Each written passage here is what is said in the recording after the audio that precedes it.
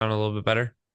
Oh my God, that sounds amazing. So every now and then you get a chance to chop it up with Chris Baden from Flowchat. Is it Baden or Baden? Aiden. Yeah. Baden. All right, it's Chris Baden. Yeah. The other way you said it was kind of fancy though, so that might I be was going to fun. say, I gave you the French version. Baden. I'd like a plate of Baden, please. Go that direction. Yeah. It's it's German. Uh Die Deutsch? Ich war in Deutschland. Ich kann alles sprechen. how many languages do you know, Chris? I do know a couple, five. Keith Halleck. I know Well, a that's a little handful. Arabic. That's all. That's Yeah. awesome. My grandmother taught me German growing up as a kid. It was either learn what the fuck she was saying or get beat to death with a wooden spoon. I got beat to death. It's funny how fast you learn that language, wasn't it? I'm telling you, she's like the greatest teacher of all time. Like you either figured out real quick, she said, make your bed in German, or you get your ass kicked with a wooden spoon. That's pretty motivating. So what's FlowChat? Chris, it's a sales tool. It helps you sell more of your stuff or whoever uses it is the short version. Um, if we double click on that, it's on 15 different social media platforms. So it'll help you go, find and import basically your ideal customer on Facebook, on LinkedIn, on Instagram, like whatever one you use. And once you have like your list of leads, your ideal, future customers, then it'll initiate these automated organic direct message campaigns to nurture them to a point of booking a call, going to the webinar, going, Well, wait a checking second. out Hold on, your, wait a second. Will yeah, this thing actually post for me on social media sites? So, like, if I want to post in the comments section of a podcaster and tell them they did a great job, will it post for me? it's not currently posting comments, but it does have like if someone's replying, to like one of your posts and you want to auto comment, to a keyword response or just a lot of responses, So, like it does ManyChat, have auto commenting. similar to It ManyChat. has it has some features that are very comparable to ManyChat. But here's a big difference though, Chris. ManyChat works with Instagram and Facebook page. It's tied into the API, right? You can't do outbound. Flowchat can do outbound and inbound. It works with Facebook profile and whatever Instagram account you want. Does it work with X and other platforms? 15 different social media platforms. It works with, yeah, X, LinkedIn, Slack, TikTok, I don't, whatever, YouTube. Tickety There's a lot tock. of them. Tickety tock. Everyone's using tickety tock. I have yet to do Well, a TikTok speaking of dance, by the way. TikTok, like TikTok, you got the TikTok dance? I literally just set up TikTok recently because I was like, all right, if they're gonna take it away, I want to get in under the wire. So I got like a TikTok with 91 followers. And like one of my friends, he does dances on there and he's like in his 40s or 50s. I'm like, I am not fucking dancing. I am not dancing. I draw the line at that. I'm not dancing. Bald man dancing, not happening. I draw the line at the two step, Shout out to my the buddy John. Macarena. And I like it. Well, but speaking of TikTok, their time might be running out. What do you got there? You It's got a like photo bomber? I think you got a photo bomber there. 2 days. Yeah, yeah. Well, I got three of them. I got three kids over here, 8, 7, and 4. I got There's two right Emmett. here. Here, you guys want to say hi? There's one. There's Dahlia. That's great. Oh, nice. There's their brother, Theo. Okay. Well, Seal and who? Theo right here, like Theo Vaughn, named after Theo Oh, Vaughn. Theo. And Gracie, I don't even know who we named you after. Gracie. Theo and Gracie. They look so like peaceful and chill and just hanging out. Oh, they're gangsters. They're straight up gangsters. Like if you're the Amazon driver, you come to this house, Mm. they will mess you up. What's his name? Emmett. What's up, Emmett? He's saying I got it. Headphones in. He was saying hi. You can just wave. Emmett, Yeah. have you ever been on a podcast before? Yes. He's There's like, look, Dahlia. I got a Yeah. sister too. Look, sister, wave. Yeah. Yeah. We at our live event, he had he's got a little speaking spot. So Oh shit. he's been building some speaking skills. How old is he? He's 8 currently. Yep. Oh, eight? Yep. Yes, sir. Pretty soon he'll be moving out, getting in his own place, driving his own I Tesla. know. He's he's currently running his own business. He's done a few businesses, but he's currently got Baden Boys Media. They make $200 a month. So I'm sorry, what? What does he do? Baden Boys Media. So him and his younger brother Levi, they edit 8 videos a month and they edit 8 thumbnails a month. So it's basically $50, 25 bucks a video, 25 bucks a thumbnail. And that's their current business. They've had a few of them. So He's we got a started young. digital lemonade stand. Yeah, that's right. That's right. Never a dull moment over here. No. So what made you build Flowchat? What was the whole inspiration? Problems, pain. That was pretty motivating. Here is the wooden spoon I was facing.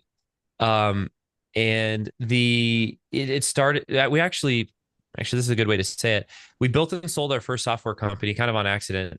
This is end of 2019, and Russell Brunson was our marketing coach at the time, and Alex Sharfin is actually our business coach at the time. And they're like, "You guys are Sharpton? sales. Like that's where you're." What's that? You say Al Sharpton was your business coach? Alex Sharfin. Oh, phew. I thought you said Al Sharpton. I was going to be like, hallelujah. That's awesome. No, no, not quite Alex Sharfin, but so they anyway, they said sales. So we go down the sales, path, and we're basically just growing other businesses with our SOPs we've used in our own companies over the years. And I absolutely have not done this alone. I've been blessed with really great business partners, and that's been life changing. And so we still liked each other, and we're like, should we just do this again? And we're like, yeah. So we've done challenges, summits, webinars, paid ads, like SE, I don't know, cold emails, all the different things. And we're like, what if we just talk to people? So we had a Google Doc and we just like started messaging people, and it worked like better and faster than anything else. There's a certain method of how we were doing it, to be fair, but it worked anyway. So we had our spreadsheet, we had our Google Doc. We're like, this is awesome, but it's really manual. And so we hired a team, and then they were doing it. But you got to hire, onboard, train, compensate, retain. Like, all right, this is just a whole thing. And they're making mistakes. Um, let's find tech. And we looked for tech, and it's like you got to buy a different piece of tech for every platform. And I'm like, and most of them were just like cheap extensions, like built probably in a weekend in India. And you're like, all right, like this is not what I want to build my business on. And so anything worth doing is worth doing well. And we started building what we wanted. I came across a developer, and he was really, really good. So I couldn't hire him. We ended up making him a partner. So there's 3 partners in Flowchat. We're about 4 years in, and we bootstrapped it. And yeah, just continuing to, there's 16 people on the team now. We're spread out over 7 different countries and doing the thing. So when you start a software project like this, it starts off with a lot of bugs.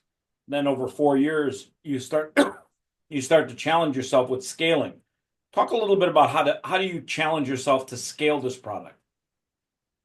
It's perfect timing. We were just talking about that, this quarter and earlier this week. So we here this is our sales initiative, or our acquisition model. We used Flowchat to grow Flowchat. We've done 0 paid ads. It's just grown word of mouth, and us reaching out on social media channels, booking a one-on-one demo, saying this is what it looks like, this is the value that it would create for you, and then that would lead to a sale.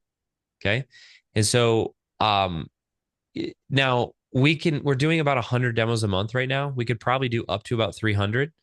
So we're now focused on just scaling. We're increasing the amount of demos. So that's one KPI to answer your question that we're focused on. But it's a lot easier to use Flowchat today than it was certainly when we started, and even up to a year ago. Things are automated now. And so in this fashion, we just need to get this to more people quicker. They don't really need to wait and book a demo and do all this. So we're creating additional channels for people to know and understand Flowchat and how it can serve them. So actually, I'll be in Tampa next week, filming in a buddy studio, just a really professional, really well, made funnel, and videos that are very clear and just like interesting to watch. Um, and yeah, again, I probably could just record it in like my home studio that I'm in now, but anything we're doing is worth doing well. So I'm like, no, like I want people to have a really quality experience. I want the content to be concise, getting right to what they need quickly. So that's the idea. What if you could do 15 podcast interviews over the next 45 days and literally let podcasts tell your story? Well, this will be part of the initiative, Chris. Because Gotcha. there's, Gotcha. zing, there he is. I'm Well, just impressed. 5 languages, man. That's impressive. it's kind of like unfair because growing up, I had a grandmother that only spoke German, so I had to learn German, or just Hmm. get beat to death by your grandmother, which ultimately over time I learned German. And then English is Yep. obviously English, and then Spanish I took in school because I grew up in a Spanish neighborhood in Chicago, and then Hmm. the other languages I just picked up from traveling. I tell people this all the time. I've been to 50 different countries in my lifetime, and you Wow. should go experience other countries, other places, and not just for like 2 or 3 days. Like if you can, just go for like 5 days if you can in a country, and you really get a feel for different languages, different cultures, even the way that people like, treat each other in different countries. And Yeah. I think until people get a chance to travel abroad, they don't understand different cultures as well, but they also don't appreciate America as much. Like you have to really travel to love America more. It I 100% agree with what you're saying. I've not been to 50 different countries. I have been to 12 different countries. And Get busy. Get busy. Hong Kong, Fiji, Philippines, Manila. Oh my God, there's so many of them out there. By the way, yeah, if you get a chance to go to the Philippines, you will have some of the best food. The Philippines and Thailand were like two of my best food experiences. And Italy. really, Italy, yeah. I really. went to Italy through a ferry because I was in God, what's that island? Malta. I was in Malta for a speaking gig. Malta. And for 45 minutes on a ferry, you can get to the tip of Italy. And I'm like, 45 minutes on a ferry, let's do this. So I got there. Yeah. I went, you don't realize how good pizza is until you go to Italy Yeah. and have pizza. Like it's almost more like Hey, fluffy focaccia with a very little amount of sauce and toppings. Like it's more about mhm. the bread than it is about the sauce and the toppings and the cheese. The grain and the flour that Yeah, totally different. it's not even close to what we get in the And the States. pasta there is amazing. And the shrimp, like when you order fettuccine alfredo with shrimp and scallops, you get shrimp that are the size of like your small children. They put like a big ass bunch of shrimp on there. And That's amazing. yeah, I'm telling you, like Italy was good food. Like I should go back to Italy because that was good food. Spain was good food. Israel was good too. I mean, yeah, Hmm. Israel was fun. Shout out to all my How long friends. were you in Israel? I've gone a couple of times. I've gone a couple of times. Probably not going to go anytime soon, only because they got issues right now. But just yeah, Israel was that was a great place. Like it was a Hmm. good place to visit. Not in the summertime though. I would say I went once during the summer and once during the wintertime. And yeah, their summers Yeah. are like Vegas, hot as sin. So I've heard. So I've heard we have multiple clients that are in Israel, and this was so fun about like talking to people. So we're talking about travel, right? You get to experience different cultures yourself, and I just say it like this: like if for anyone like watching, you can see what I'm doing. If you're listening, I'm putting my hands by my head, and I'm just expanding my vision with my hands. I'm like, you just see is so much more, and that your comment about appreciating America when people like I have no problem if someone has like qualms or frustrations with America. America's not perfect. No, But we were far from perfect. if someone hates it so much, it's like, okay, fine, then go live in another country Yeah, if you go hate check. it so much. And here's the funny And thing: if they did go check out other countries, they'd come back here and go, "Oh, thank you, Jesus. Thank you, Jesus." there's the punchline. there's the punchline. But that's your point that you're making is like if once you go experience them, there's some great countries in, and it's like nice to experience that. But you're like, you know what, man, America's pretty, it's still pretty good. So that was a similar experience. But yeah, man, yeah, travel's important. And then but being able to connect with other people in other countries on a weekly basis has been really cool in this project, specifically in this software company with Flowchat. I get to do that weekly. And so when stuff's like going on in the world, I'm just like messaging people that I know in those, I'm like, hey, like, are you, staying inside? Are you like, what's really going on? And you get to kind of hear that perspective, which is really cool. Yeah. Are you talking about people maybe like in Ukraine? Because a friend of mine was in Ukraine. He left a couple of years ago when the war started.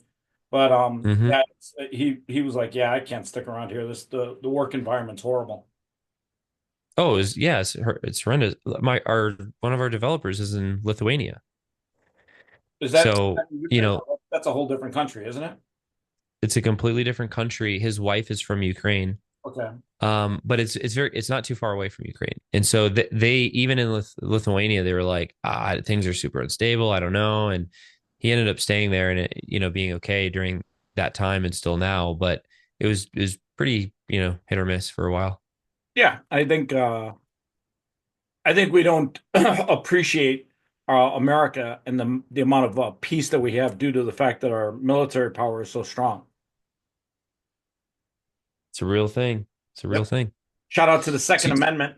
Let's keep those guns where they belong, in the hands of Americans. that's right. That's right. So, Uh, so what has been like the biggest learning lesson you've learned from Flowchat? Like, what did it teach you? It's got to teach you something. yeah, 100%. Here's one huge, huge lesson, and it's the importance of staying very connected to your market, meaning meaning your ideal customer, the people. Who is your Like ideal customer? 80+% of our customer segmentation is currently agency owners. So business owners, founders, service B2B service providers, experts, coaches, consultants. This is kind of the genre that we're in. And but look, when we're running these campaigns, we are talking to our market and to our future customers and our customers every single day in direct message. That closeness and connection. Listen, the best copywriters in the world, you actually don't pay them. They pay you. They're your customers. And they tell you what they're thinking about, what they feel, what they like, what they don't like. They give you all of the answers to the test. The reason Flowchat is successful, in my opinion, and continuing to grow month over month is because I'm not creating it, Chris. Our roadmap is public, meaning Flowchat, what we're building, people are literally just submitting what they want, and then people are voting on that every day. They're doing it right now. And then our dev team is prioritizing that and building it. We are here to serve people in the market. And I think, so this is what we learned. This is a really interesting story that really struck me. Although I think he's getting towards the end, Tim Cook, one of the largest companies in the world. If you hear different CEO interviews and you look at his like daily routine or whatever, what's the first thing he does? Is check emails from customers. The best leaders, the best companies are constantly still there to serve. And so, I'm definitely like relearning that lesson to a much higher level and more importantly, how to execute on it just through this way of acquiring. When we eventually do paid ads at some point, we already know what headlines are going to convert because we're talking to what our customers are asking for every single day. You know how much that's going to save us in time and money in acquiring? So anyway, you obviously can feel me, How many on that users one. have you got so far? We're just past 500 paid. That's good. Yeah. Yeah, Yeah. it Yeah. all. We're at about, about at the time of this video, about 1.7, 1.8 million ARR right now. With 500 users, what does And it cost to use your platform? it starts at $250 a month and goes up from there. Not bad. And what's the real value proposition? Is the fact that you can talk to people across multiple platforms? Yeah, that's certainly one of them. The really, you know, here's a common use case. People use us to book qualified calls or demos, right? And if you're going to do paid ads with a specific niche or something, you're going to pay about 200 to 500 bucks per booked call. We can do that for like 30 to 80 bucks a qualified book call. So, and the question is why? It's like because DMs are free. Like you're paying for tech and maybe, you have some automations and maybe just a little bit of labor to like oversee things. So it's the fastest and most cost efficient way to do it. Now, listen, I'm not saying, look, I love all forms of acquiring, right? I'm not against anyone. I look at it like, hey, is it a higher LTV, lifetime value than CAC, cost to acquire? Sign me up, as long as it doesn't damage brand and it's a quality experience for everyone. Now, all this being said, what's the con of this? Well, look, Chris, I want to sell 10,000 bracelets. Well, don't DM people trying to sell bracelets and like that's not the right way to acquire, right? We're not a high volume like spam form of acquisition. Like cold emails, oh, I emailed a million people today. That's awesome. You're not going to DM a million people in a day. And so like we're not the answer for everything. But man, what we do very well. That's awesome. All right, so Yeah. leave people with an inspirational story. A lot of people that are afraid to be entrepreneurs, you put 100 people in the room, 99 want to get a paycheck. One is the lunatic that's willing to build something and chase a dream. Leave people with something inspirational that's going to teach them or get them off the couch to chase their dreams. Okay, I've got multiple of these, but let me ask one just clarifying question to make sure I do everyone justice here. The emotional mental transformation in the story that we're looking for is I got an idea, Chris, and I've been avoiding it for 2, 3+ years or 6 months or whatever, and I just need kind of the confidence and clarity to go for it. Is that the transformation? The Yeah, I epiphany mean, bridge or the there's a lot of here's people that have an idea. Maybe they want to make a certain pair of socks or a new insole for gym running shoes or walking shoes, or maybe they have an idea of building something software wise, but they don't have the ability to overcome their fear of going for their dreams on their own, literally having to create a paycheck every single day. hmm. Okay. Um, here's what I would say to someone that's in that spot. And I've been in that spot actually more than one time, Chris, personally. The reason I'm a founder by blood, not by title. I've built 4 different companies in 4 different industries, all did at least $1 million or more per year in sales, but that's not where it started. And I don't even want to pretend like where I'm at now in the game of business, like I'm a small fish, right? So business is just, it's very humbling. But the reason I say that I'm a founder by blood, not by title, is because when my back was up against the wall and I've looked myself in the mirror and I'm like, there's no freaking way I make it through today. There's no way I make it. And somehow I did. Like I'm here for a reason and for a purpose. I'm called to the marketplace. I'm not here because I'm the most talented or most, I've tried to run away. But when all the pressure is there and I'm going being refined by the fire, this is the path that I knew I could not ignore. It was too loud. So I'll share a story that this is one of the moments. Okay. So one of my greatest fears as a man is not being able to provide for my wife that will celebrate 12 years this year. And I've got 3 kids and we homeschool and my wife has not worked. Well, I got to tell you, You homeschooling know, is the smart move because if you look at the school system these days, school them at home.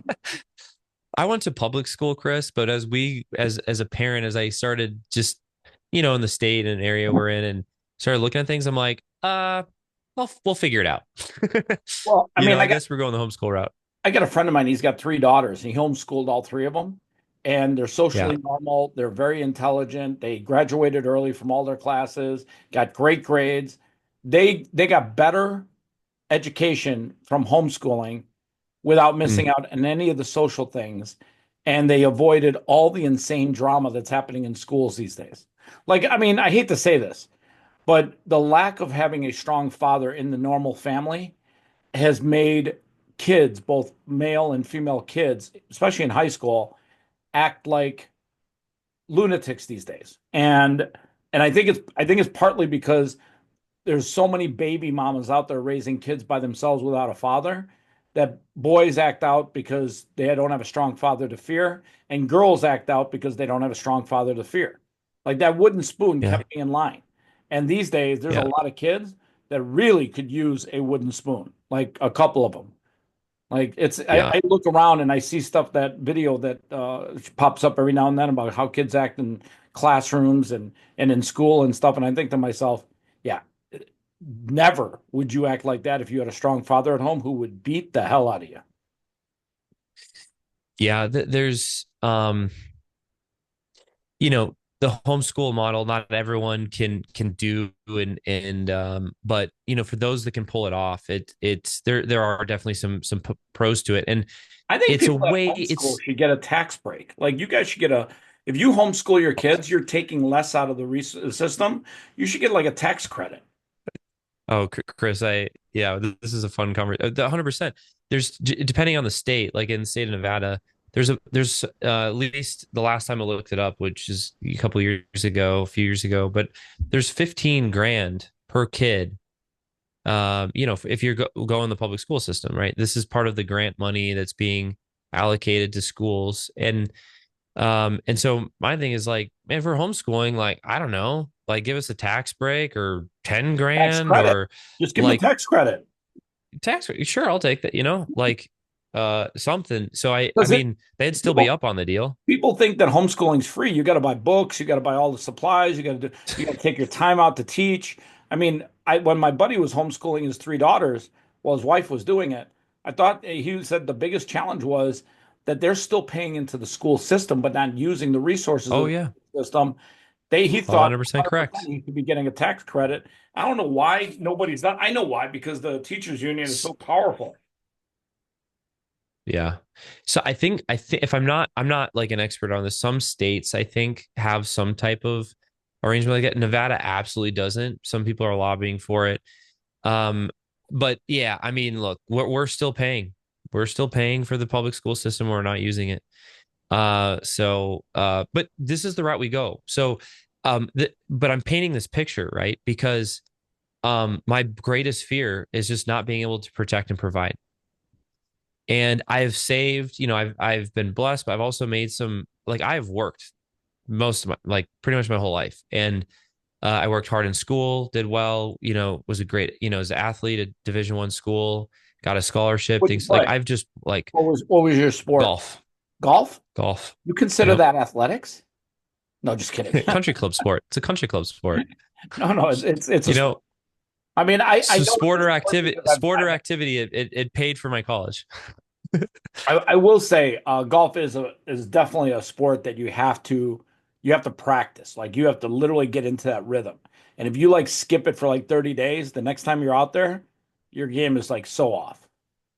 It's a great people that want to be drive themselves mentally insane. By That's the what way, it's did great you for. hear about Tiger Woods? He had another major injury. I want to say, No, I haven't heard about that. Oh I want to man. say plantar fasciitis or something like. I mean, I saw a chart of what they've got how they repaired his leg. He's got this Oh rod with all these jeez. screws, 16 screws holding his leg together. And I'm thinking to myself, dude, buddy, you've achieved it all. Fuck, I wouldn't. And I know he likes golfing with his kid who's growing up now. And Yeah, Charlie. I don't even know how much pain he's going through when he's out there golfing. But if you ever look at like Oh, the X-ray of what they did to his leg, that's unbelievable. Like but unbelievable. he's Tiger. That's him. Like he's that fighter, man. He's that competitor that just wants to. That's that you can't. It's beyond. It's not logical. It, when you win a major, how many people win a major? So there's four majors in golf for anyone that's not super into golf. And when you win one, you see so many. Most people never win one, but for the ones that do, usually fall off, right? Got some sponsors, you're making money, you're still making cuts and you're cruising. But it takes a special person to come back for a second and a third and a fourth and a fifth and then Well, over 10. he And I won think, the Grand Slam, didn't he? He won all four one time, didn't he? yeah, there's 50-50 on that. At one time, all four were in his name. It was like a different year, and he's supposed to win it in a year. I don't know, but I think that's like the debate on it. But What are listen, the he's four? won all The four Masters is majors, one. and The Masters is one. The U.S. Open. What are the other yep, ones? British Open, And then what's and PG, yeah, PGA. I should know this.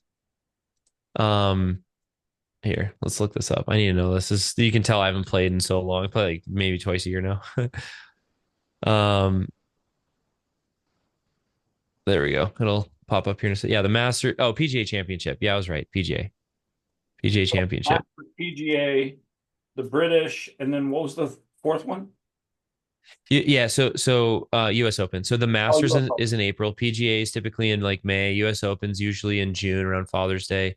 And then the Open Championship, which is the British Open, Awesome. is the last one of the year. Yeah, those are the four majors. So um yeah, like I've been focused in working, but 3 months before my first son was born, my business got shut down. For what? And well, so I was an insurance agency and they just didn't renew the contract. So your first year is probationary. And I hit all of the goals, like the travel goals, all the rewards, and like I had five people on my team. We sold over $1 million of premium in our first year. And they're like, yep, we're not renewing. And so around the holidays, I let my staff member go and then go home to my 6 month pregnant wife and say, we haven't paid ourselves in a year and business shut down. I don't know. Oh, by the way, I still had a 2 year lease payment. For what? Office space? And I, yeah, off the office space. Yeah. So what'd you do? So, well, I took on multiple five figures in debt right before my first son was born. Yay, entrepreneurship, right? So this is one of the That which main does not stories. kill you makes you stronger. Well, fortunately, it did in this case, like you're saying. And this is part of why I say I'm a founder by blood, not by title. I wasn't like crap. I need to provide. Let me get a job just until I can make back this debt. I was in fight mode, and I hate losing. And so I was like, all right, well, what do I have? I'm like, well, I've got all this furniture, stupid furniture in my office. So I started selling it. I just went on Craigslist. I went an offer up, and I sold that in about a week, and it was about like maybe 6 grand, $6,500. And then I discovered in 2016 that Facebook has ads, did ads. I didn't even know. And I was like, $1 a lead. I'm paying like $16 an internet lead, to sell them a 47-step policy, do an auto policy and like all the other insurance. I'm like, terrible unit economics. And I was like, we can figure something out. So I just created my next business. And it was hard and it sucked. And I was like learning funnels and all this online marketing stuff. I knew sales, I didn't know marketing. And but I started just like I was up till 3 in the morning every night. I'm just like in it, doing it. Like and it's not always time and effort, right? It's skill and surrounding yourself with the right people. It's a combination of things. But man, hunger and purpose are, if you can only have two ingredients, those will help quite a bit. Well, And the key to so I is hungry. You got to be hungry. And when you're most hungry is when you become most resourceful. The greatest amount of and hunger, when your back is up against the wall and you got to come up with something in 24 hours, you become very mhm. resourceful. Now, not robbing a I was 7-Eleven is up there. You just become resourceful in other ways. yeah. Fortunately, yeah, you don't want to cross the line there. Now, so I didn't rob a 7-Eleven, but I did steal from the dumpster. Here's a story I'm not super proud of. I was throwing away in our apartment complex at the time. I was like taking the trash out and threw stuff away. I noticed it was a whole chair, this entire chair in the dumpster. Someone just launched a whole chair in the dumpster. So I did what any normal person at this point would do. I look around to make sure no one sees me first, and then I take the chair out of the dumpster. And I was like, it's actually not in bad condition. So I took it home and I did what any normal great husband would do, joke around with their wife a little bit that you got a new chair for the house. A friend of mine She didn't like it. made a whole What's business. that? A friend of mine made a whole business running ads saying, I'll pick up your old furniture. And he would literally pick it up for free, Mm, fix it up, put it on resell Craigslist, it. sell it, make $200-300 selling couches, or $400 selling a kitchen table. Yep, good good friend of mine would flip couches. And then he started flipping houses, and he has this whole story. He's Talking a, about you Ryan know, Pineda. Pineda. yeah, I am. Yep, Pineda. Yep, yep. So, yeah, so that's what I did. I like, but this is the point. You're like, what would you say to somebody, that's stuck in this thing? Man, should I go for? Should I? Look, there's never going to be a good time. The Never. right time was yesterday. That was the right time.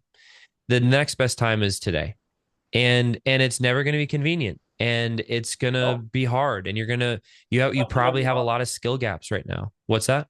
It's definitely gonna be hard. And here's the deal. Like I'm 15 years now into employing myself and others, and I'm still not. I still have skill gaps. I'm not. That. I'm this first quarter. Fortunately, we saw about 20% growth year over year from Q1 last year to this year. But part of that was like, okay, we cut churn in half last year, really focused on product. We can now triple and quadruple this company. It wasn't ready last year. It's too expensive to scale. And the numbers are checking out now. And even if I'm talking jargon right now to anyone listening, I didn't know what I just said, 5 years ago, that alone 10 years ago, right? I didn't come from like a whole family, entrepreneurial family. I didn't go to school for this. I got a communication degree and played golf. What I did do is I started in sales. I learned that nobody cares about how much I work. But they do care about what results I can produce for them. And if I listen, practice empathy, and creatively solve their problems, they like me more and they'll tell more people about me. And then the better and better you get at solving problems, meaning you can solve problems faster and faster, not only for yourself but for others. And then the bigger and bigger types of problems you can solve, you get paid more for those. And you saw Emmett, he was 8 years old, right? Now he kicked in that door right over there when he was 3.5, full Tarzan mode, only underwear on. The kid clothing was just optional, when he was younger. I was like, ride it out, man. And so he's like, Dad, I want to get a toy. And I'm like, that's awesome. He's like, can we get one now? I was like, of course we can. He's like, but I was like, you need money.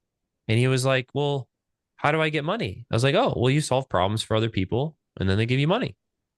And I was like, I didn't make up how the world works. Like, this is how it works.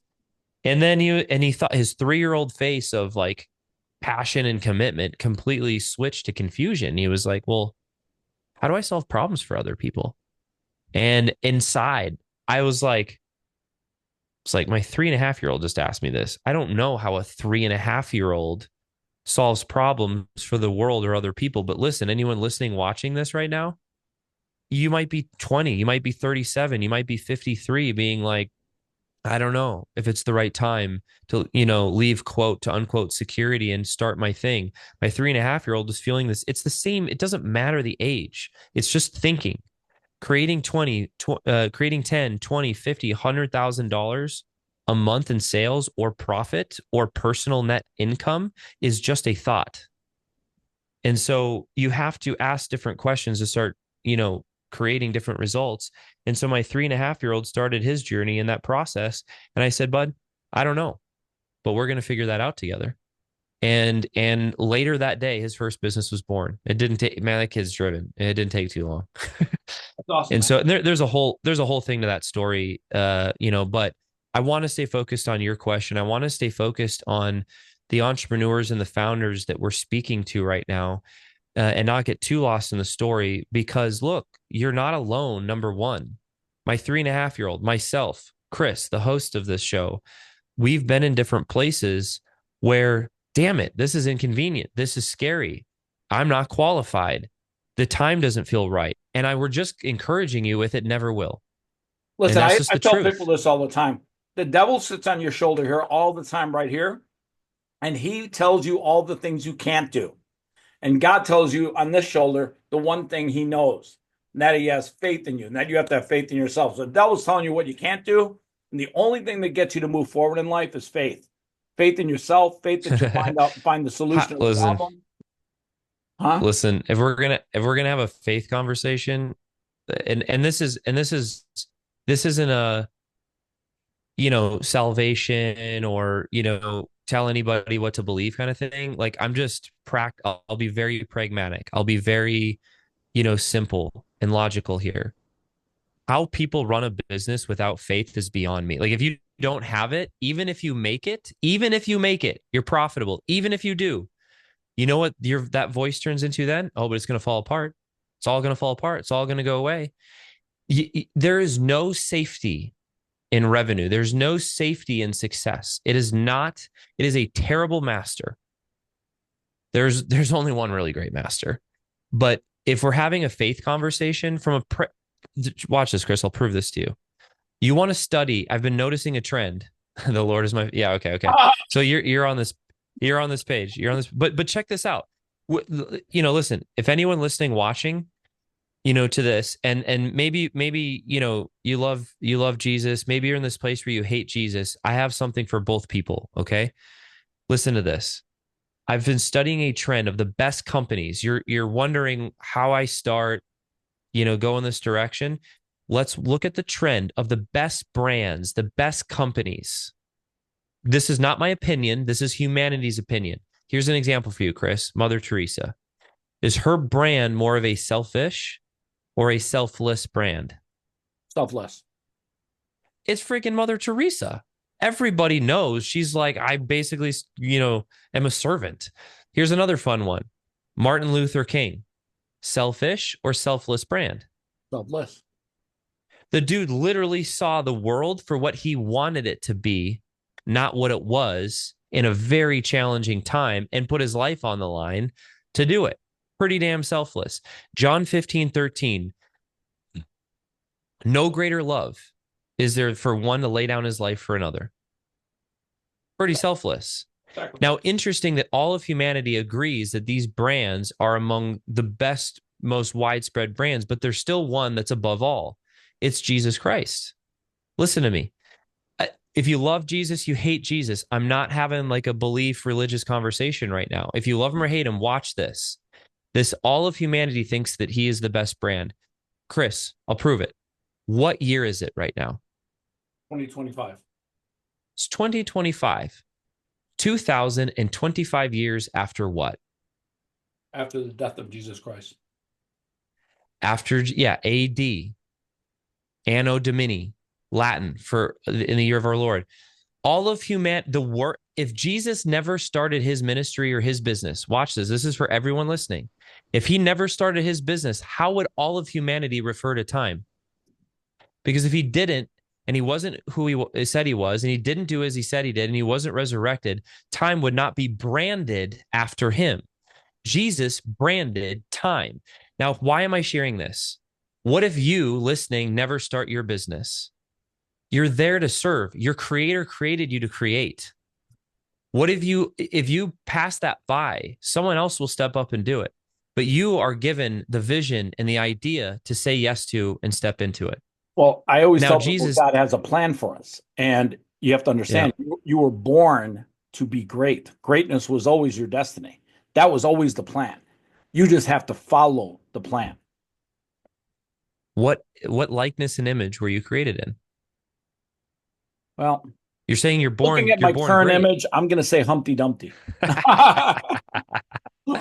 That's fair. But yeah, if you're born in the likeness and image, of your creator. By the way, shout out to Humpty Dumpty. Who's going?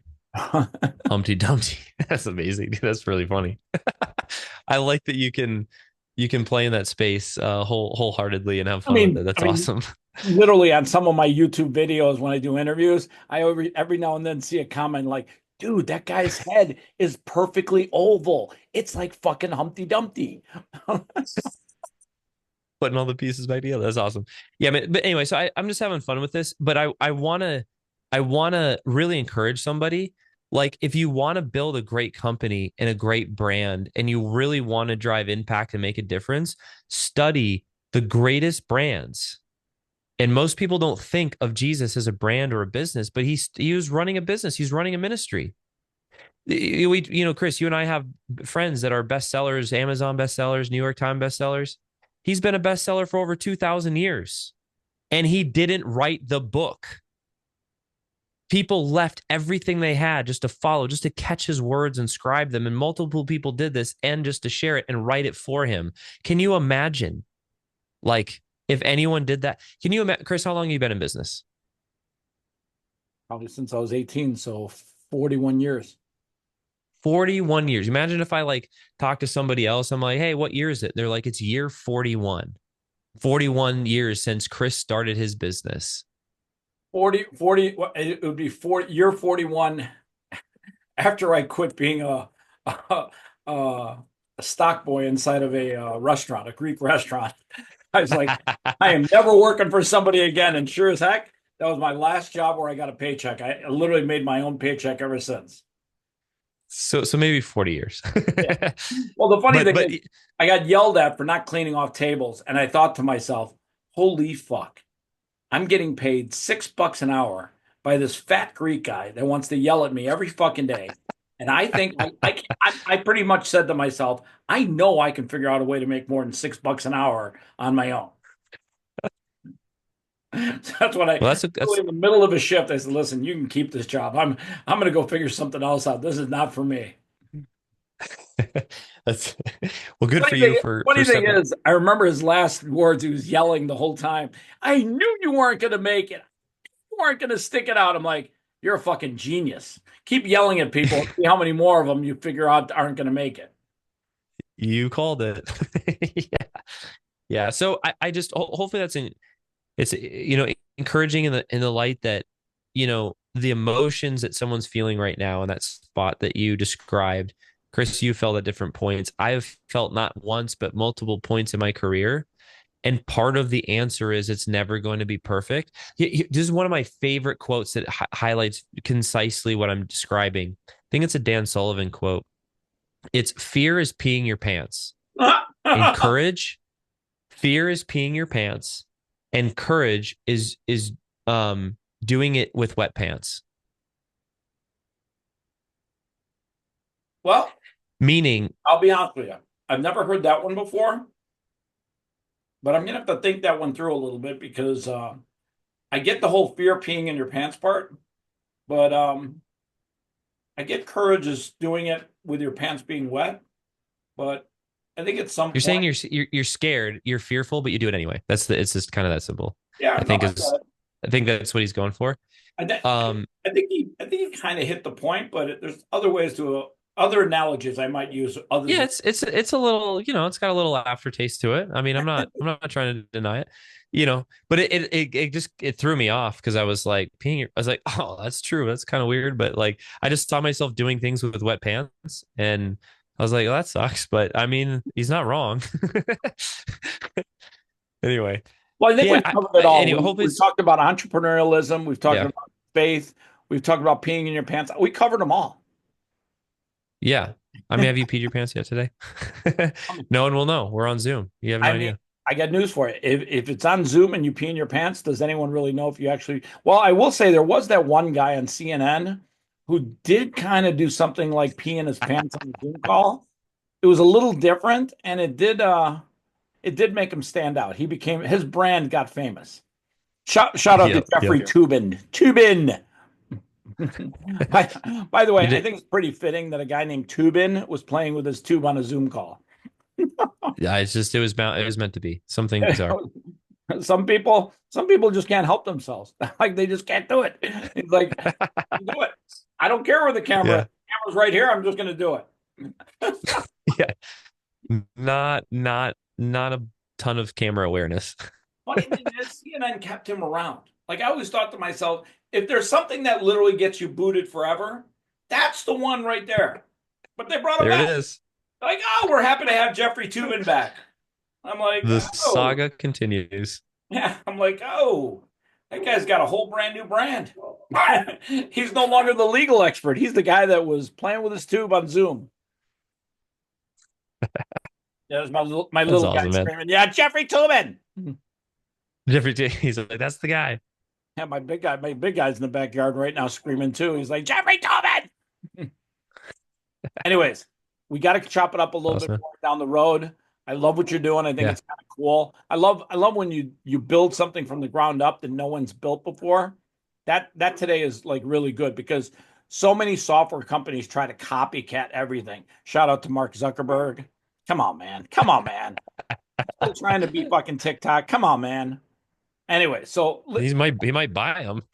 well, I said he might buy them. I'll be honest with you. I think the whole buying it and owning it seems a little extortionist, but it's America these days. Yeah. America is not exactly what it used to be. Little things are a little different these days. So, So but true. I So think, true. yeah, I think TikTok's going to be around for a while. They just might have brand new shareholders. Yeah, well, they're definitely trying to, change the cap table at minimum. Yeah, I'm pretty sure. Yeah, I'm pretty sure there's going to be a couple of non Shings and Lees on the cap table. Yeah, So 100%, man. Well, I appreciate the kind words, man. I got sucked into this rabbit hole of entrepreneurship by solving my own problems and then just learning how to, do it for others. And I love the if fact you would that have you told me I got was your going to be a kids tech, doing it too. Like I love that. I think kids should learn how to set up a digital lemonade stand. well, like Chris, like, look, the best things that we have, the first people we give those to are our loved ones. You go to a restaurant, you have a new meal that you're like, the first thing you do is like take a picture, talk about it, or share it with, see a movie for the All first right, time wait. that changed your Quick life. question. Three favorite Yeah. restaurants in Vegas right now. Top three. Well, I guess I have to put Cafe Rio on there because I go there the most with my family. Okay, um, I gotta I, give them credit that the coconut shrimps tacos on I think it's on Thursdays. You ever go there when they got the coconut shrimp tacos? yeah. Okay, that they crush it. Those are good. Yeah. Yeah. Yeah. Those are really good. Oh man. Restaurants. We don't like eat out a ton these days. There's so many good restaurants in Vegas. I had a really good steak. I mean, at it was called Steak STK, like that. It was pretty good there. The one at the Cosmo. Um, yes, sir. I gotta say the food is excellent there, but I didn't like the atmosphere though. be wise to get rid of the fucking DJ. Like I want to be able to hear what everyone's saying at the table, and when they're playing fucking music and it's loud as fuck, it takes away from the atmosphere. It was really hard to have a conversation when we It's like so you're fucking not. loud. I That's why I was like struggling to like say that one. But yeah, those are two. You've By been the to way, Vegas? across from What's your favorite? SDK is an Italian steakhouse called Scarpetta. That place Mm, crushes it. you know what? Okay, if we're talking Italian, here's a really like good one to throw out is the pasta shop. It's in Henderson. So what's that? All right, it's in Henderson. Yeah, it's in Henderson. It's probably about 15, 17 minutes south of the strip. It's a little shop. They're only open like, 3 hours. It's 3 hours, but they're cranking out like it's authentic, like fresh Oh, made pasta. They're actually distributing to a lot of the restaurants, but they have like a little place where they let some people come in and like most people don't know about that spot and it's really good. The pasta shop. there's a pizza place in Henderson right by a Whole Foods. I want to say it's I don't even know the name of it off the top of my head, but they like Setabello. Santabello. Oh, that's exactly what it is. And they import like their flour and their tomatoes. Yeah. It is it's it, they I come from Chicago. I know good pizza. That's good pizza. They're doing great work there. Yeah. Yeah. Yeah. That's a really good one. There's so like Vegas is not hurting for quality food. No, if you want good food, come to Vegas. Vegas is good. All right, Yeah. he's Chris. Yeah. I'm Chris. He's Flowchat. I'm not. Good chopping it up with you, buddy. That was awesome.